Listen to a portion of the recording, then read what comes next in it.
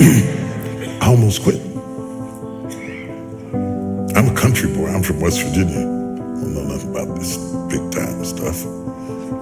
I never even asked to be big.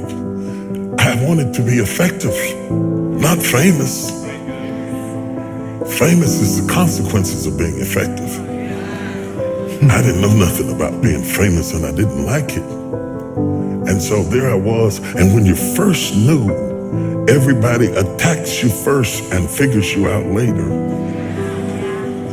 Because though we say you're innocent until proven guilty, the reality is you're really guilty till proven innocent.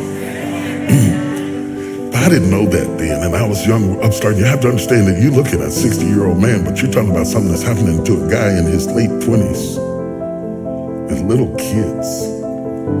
And the first time I was in the Washington Post, the article was so vicious it made me nauseous.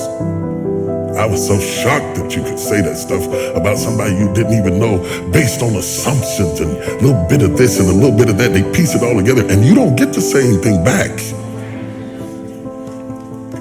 So I decided I don't want this. I was preaching for Pastor Bishop Donnie Mears, and nobody knew it because preachers can override their feelings and function. I preached, the place was on fire, but inside I wanted to quit. And I told God, I'm through with this. I'm not going through this. I don't need this. I don't need that. I'm a guy who likes to go get his own chicken wings. I don't have to have all of that stuff to be happy. Because I wasn't raised with it. I can make it. You can throw me in an apartment and give me just a little skillet, a cast iron skillet. You know what I'm talking about? And some seasoned salt and stuff and a couple of wings. I will run you out of here. I will run you out. Okay.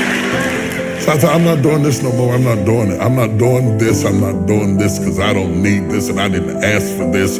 I'm only doing this because of what happened in my life, of the circumstances that happened in my life. He put me on stage. I didn't ask for it.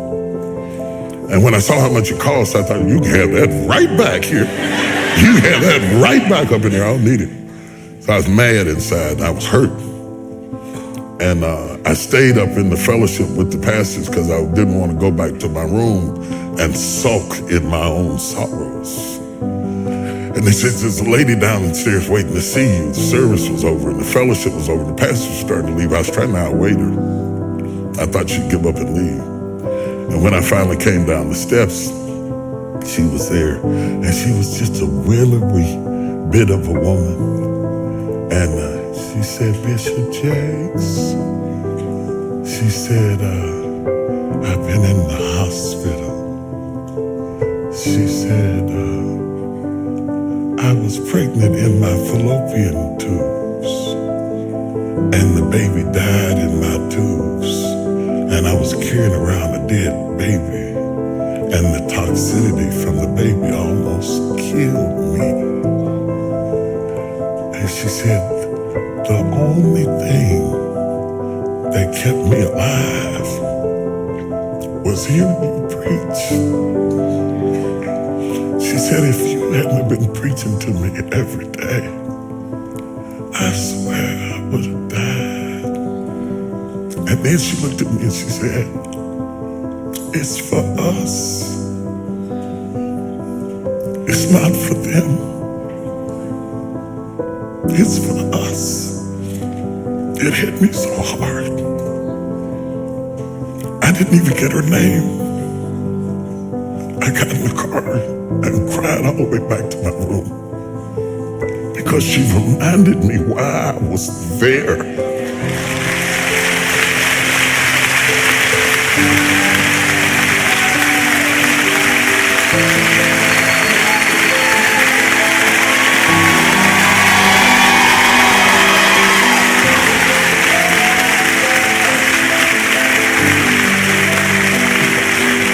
I just left last week when I text you.